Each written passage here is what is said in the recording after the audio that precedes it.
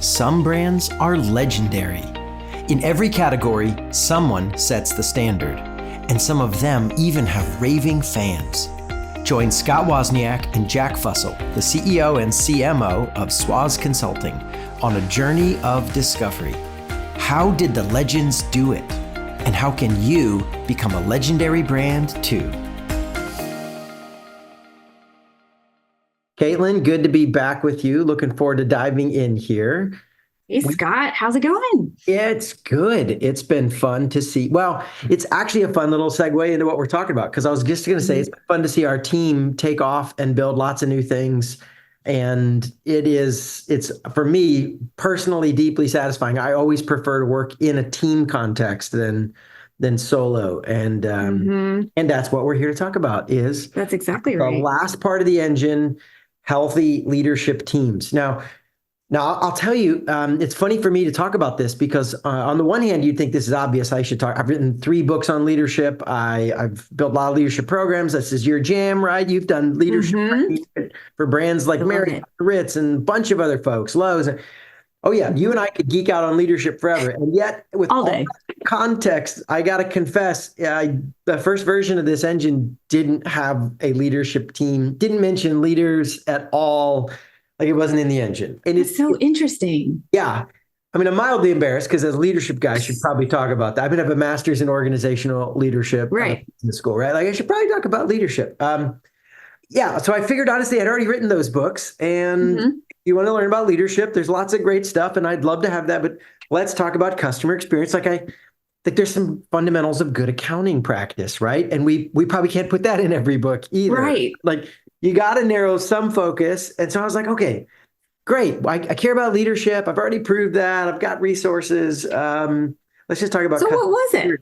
How did you realize you needed an additional component for healthy leadership teams? Yeah, honestly, it's because it didn't work without it. Like we literally launched this in multiple companies, and in a few cases it didn't work. And we're like, why is this going nowhere? We've got some people, we've got some good programs. I mean, yeah, this piece didn't happen or that, but like we should be seeing some traction here, and we weren't. And we went back, and when we were doing analysis and talking about where it all broke down, in every case they broke down, it was because they didn't have a healthy leadership team. And so, So yeah, real quick, break it down for me. What were the other components of the engine? Remind everyone about all of those components. good double check. Okay, so it starts that the fuel feeding the engine is customer insight. So Okay, customer really know our insight. folks, right? And so how do we stay tuned in and figure out what matters, not just what they do, but why they do it. And then we provide operational excellence. That's the big fat gear that begins with. Do we show up with excellence in the basics? We're building trust. You personalize service. How do you care about me and make a personal touch? And do you see me? Do you notice me? This kind of the human layer. And then we activate these people that love us by this point and really make them talk about us by creating memorable moments. So we celebrate the customer, not ourselves, and do all this cool stuff. And so there's a variety of systems, right? From how we originally get to know them to how we consistently deliver to add little things that make it pop. It's fun stuff. Right. The way we draw the diagram is the healthy leadership team is not a separate gear. It's a belt that goes behind and around all the gears flowing through them. And it keeps everything synchronized and rolling and looping, just continually working on the process and coordinating with each other. Because that's where we find this would break down is people would get into the process and they'd be like, listen, I got my part done. I'm just going to be so amazing in my division or my area of the company that they're going to love us, even if the other guys don't do it. Like, well, that's their problem, right? I'm on mine. And so we had to figure out like, no, you can't leave one part of the company hanging or underdeveloped or 2 guys fighting with each other over resources. And so everything stalls. It was not optional. So we went back and talked about the process and started putting healthy leadership team in the process. So it's now essential. And it's one of the early things we check in part of an assessment process early on. We're like, hey, let's check their leadership team. How healthy? How do they collaborate? What's that look like? Because if they don't, it doesn't matter all the fancy stuff we're going to teach them. They're not going to do it. it's not going to work. And Yeah. a lot of time and money and not get raving fans for it. So you said a key word, collaboration, because an organization can function with smart leaders doing their job, even checking the box of their job. That's right. But I think you said something really important around the collaboration. What is the health of the collaboration of the team? Yeah, and you use the word smart. I think that's a great juxtaposition, right? Smart next to healthy. They're not the same thing. And you don't solve health problems by getting smarter. And let's be honest, you and I have worked with a lot of leadership teams. I rarely run across somebody who's not smart enough to do the job. Now, I have met that person, but that is very rare. Right. Most of the time, by the time you get promoted and get all that stuff, you're actually smart enough to do the job. You've got experience, you've got the raw horsepower. I see a lot of dysfunctional leadership teams, and it's not because they don't have the smart enough people around the room. And they often try to solve that by getting smarter and smarter people, right? I got 20 years, 30 years of experience. No, we got a college, no MBAs, no doctors. I mean, like, well, actually, I'll just say it. I think you've seen this too.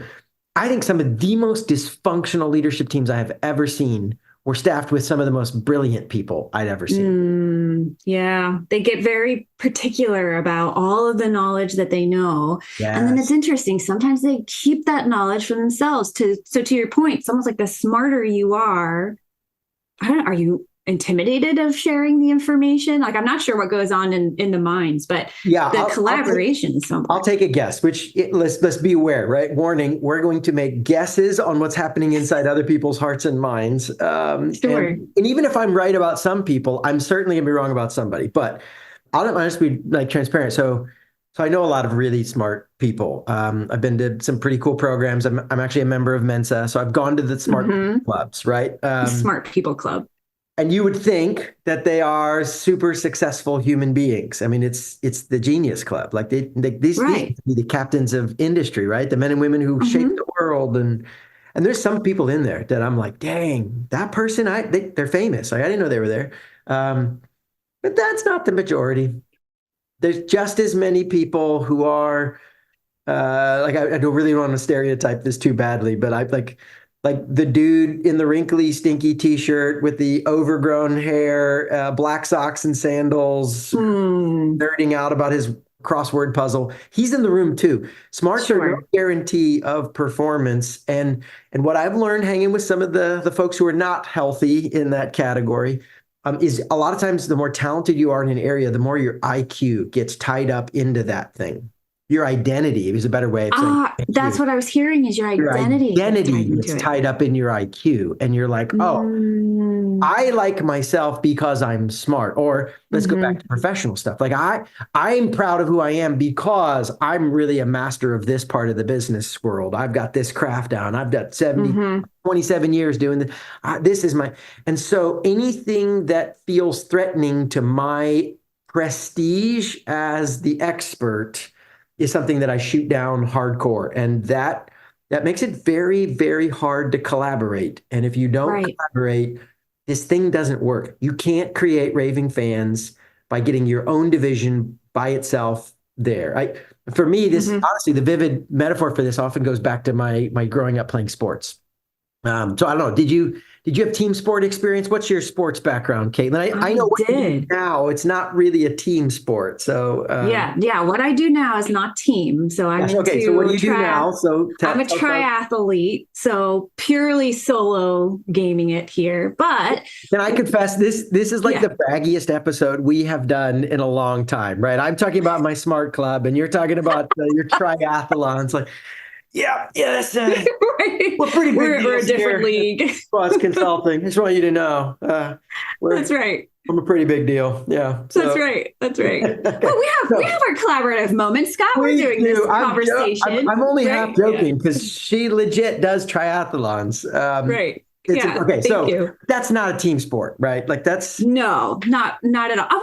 You know what? You could argue that it is because you will need a coach and you need some other support. So it's a supportive, like I couldn't do a triathlon, a half Ironman if I didn't have my husband supporting me. That's fair. That's fair. But if we go to a true team dynamic sport, I did play soccer growing up. Yes. Okay. I played soccer as well. Soccer's a Hmm. big part of my family. Two of my kids play soccer right now. So Hmm. we were at a game last weekend for one of my kids, and I have to say it was one of those tournaments, and she won. So since Congratulations. we're on a bragging Yes. roll, I'm gonna Uh-huh. we have a championship soccer team. It's a high school soccer team.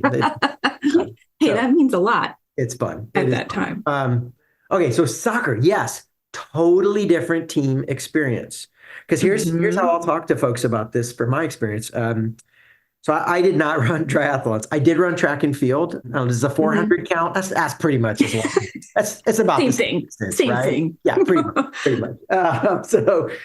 But in track, I could win whether or not my teammates won.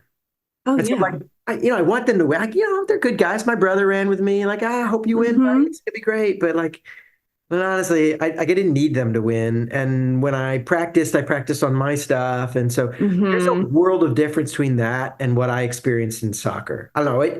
Did you Absolutely. have any sort of soccer experience where they're like, listen, the offense won while the defense lost?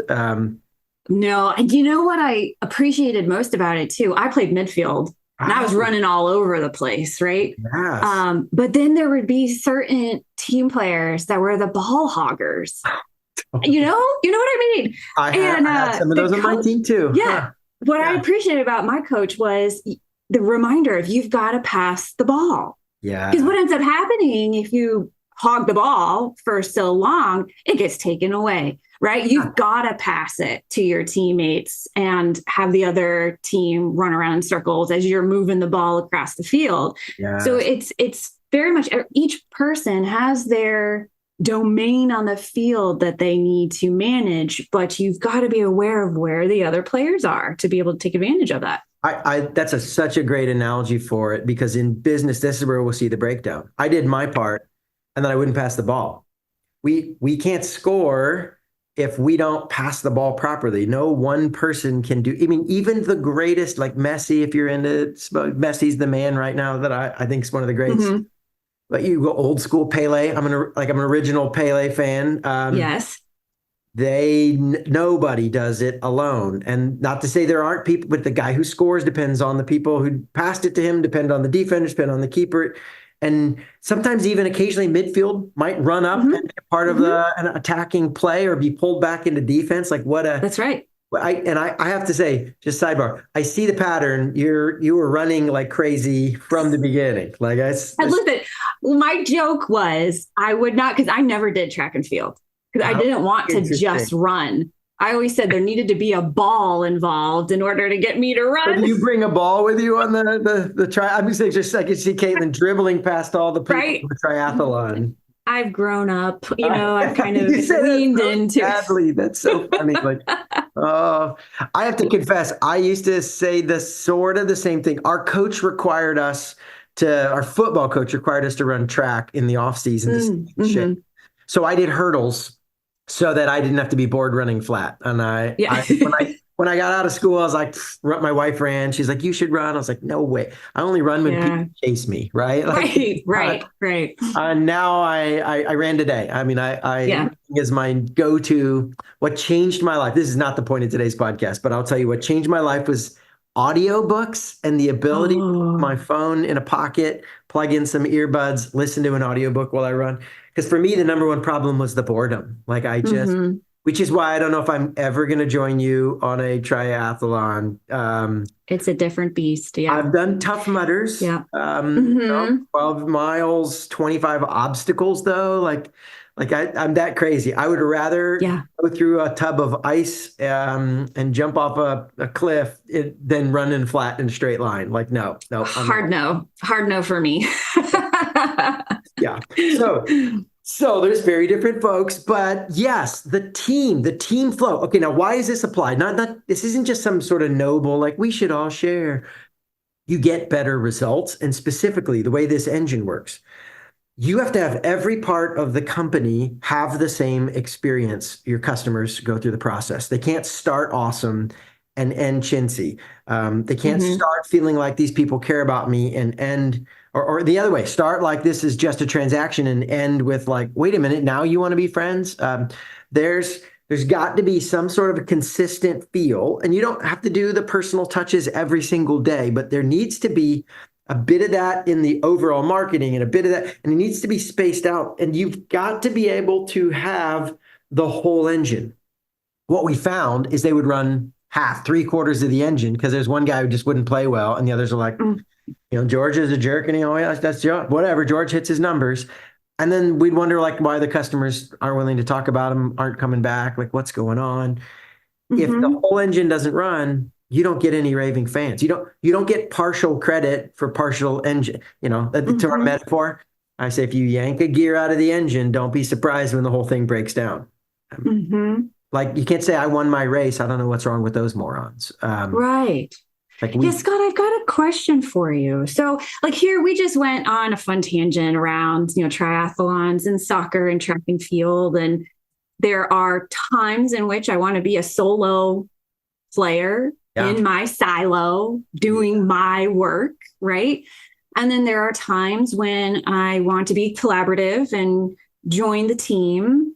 So when you're doing these assessments with organizations and you ask about their leadership team, and you find that it's disjointed or that maybe it's complete siloed work, how do you work with an organization to get them into building this strong belt of a healthy team? What does some of that look like? Yeah. How about this? Let me tell you what it's not like first. The things I see people try that don't work. And then we'll see how much time we have for like how we tackle it. So what it's not, you don't solve a healthy problem. So we talk about healthy collaboration and coordination. You don't solve health problems with smarts. This is not about how smart you are. Again, we see this all the time. Like, we got to get someone with more experience and more expertise and more proven. And I sometimes say they'd even make it worse. But even if it doesn't make it worse, it's not the same problem. It's a fundamentally different problem. It's like saying, hey, we've run out of gas, so I'm going to put a bigger, fancier engine in the front. Like we're going to get another V6 to V8. Like, it doesn't matter how big your engine is. If you don't have gas in the tank, this thing's not going to function for you. You can't solve it by making it fancier and shinier and prettier. And like it's a different problem. So it's not smarts. And this is sometimes what we do. We get insecure and nervous, and we actually reverse. We all pull back to I like the word you used, that silo there, right? We kind of get in our zone of competence. This is my expertise, and I'm going to make sure that I can't afford to help all these other folks because I got to pull back and make my stuff work. And it's often the opposite. Having the vulnerability to open up and say, hey, I need help, or to notice somebody else needs help. It's having the margin in your time to be able to say, hey, I'm going to take some stuff off my plate or delay some of my stuff to help somebody step in. It's problem solving together. It's having a group process what we're really talking here about is team skills. And that is not individual skills. Frankly, our whole American culture is not oriented toward team decision-making, team leadership, team collab. Outside of sports, sports is really good for that. But our school system, I'm pretty sure if you try to do team skills while you're taking a test, you're going to get failed and kicked out of class. Not allowed to no share. Collaborative test taking, right? Yeah. It's and now more and more as you get to the old, the higher levels of education, they do group projects, but even then, they don't usually teach you how to do that well.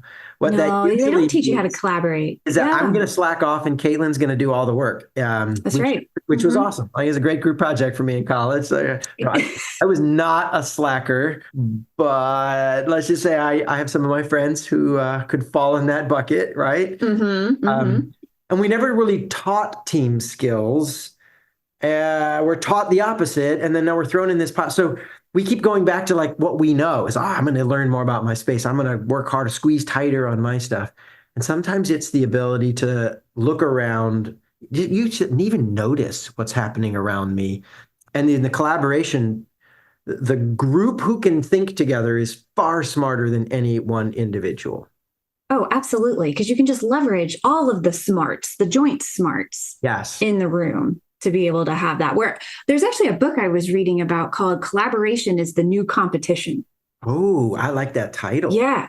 So when you get in this sense, a group of smart people in the room and you're able to collaborate, the idea is that you'll be able to differentiate and one up your competition because you're all collaborating together, leveraging the brilliance in the room versus trying to tackle problem solving in silos. Yes.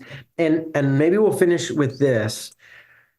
This is really turns out to be the most powerful part of the engine, because what people typically want to do is they bring us in, we do an assessment, we give them ideas, and they're often looking for the one-time solution. Like, hey, I'm going to build that system, set up this team, change the way we do this customer moment, and then we can check the box and be done. Arrived. Right. We are a legendary brand, and we can and do help people go from here to there, like level up everything. However, when you add this last layer, it's like, this is more important and powerful than all the other things, because really what the idea is not just we do it once and then stay there forever. It's just a loop. That's why the belt. We do it again, and then we go back to it and revisit the same principles, take them back to our team, say, how do we tighten that one? How do we add a little sizzle to that one? And we do it again, and we do it again, and we do it again. We've mentioned on this before, for those who don't know, I used to be a senior leader at Chick-fil-A at the headquarters. And it's because I've known them for a long, long time. I kind of got into a really unique role where I worked on 50% of my time was study other companies, go inside behind the scenes, and the other half was come back and lead the plan at Chick-fil-A, bounced around the company, worked with the executive team. Awesome job. So had a blast. But I met Chick-fil-A long before my deal. I went to high school with the family that owns Chick-fil-A, Andrew Cathy, the current CEO, and I went to high school together. So I've known him and his cousins for a long time, his brother, his parents and uncle, and like, they're my friends. But back then I was like, they're great people. And I was like, hey, good luck with your little restaurant company. Right. Hope you make it. Yeah, they're going to make it. So absolutely. Partly, I did that because I was an idiot. I was 18 and didn't know how to evaluate a business, right? But partly, like, to give myself just a little credit, Chick-fil-A wasn't Chick-fil-A, not the way most people are thinking. It was this little bitty regional, it was a regional brand. They were mostly malls. And this is the key. They didn't have most of the fancy stuff people think about. The Eat More Chicken campaign didn't exist. It's 25, 30 years ago, right?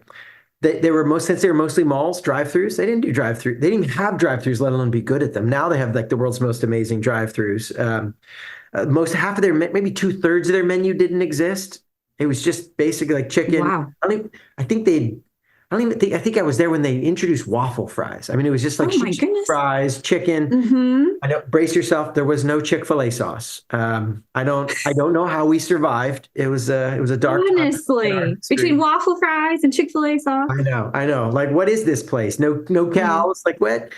Here's the more powerful thing than copying a particular tactic. They have just been year after year after year a learning company. Their value they've talked about is continuous improvement, and they just loop. They just learn and learn and learn and learn and learn. And if you figure that out, if you get the kind of team that is constantly learning from each other, guess what? You're going to learn from other organizations. You're going to collaborate. You're going to just, like a belt, loop through it again and again, and you get through the process.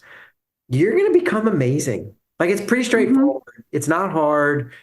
Yeah. We can give you some really great stuff to jumpstart you and get you going.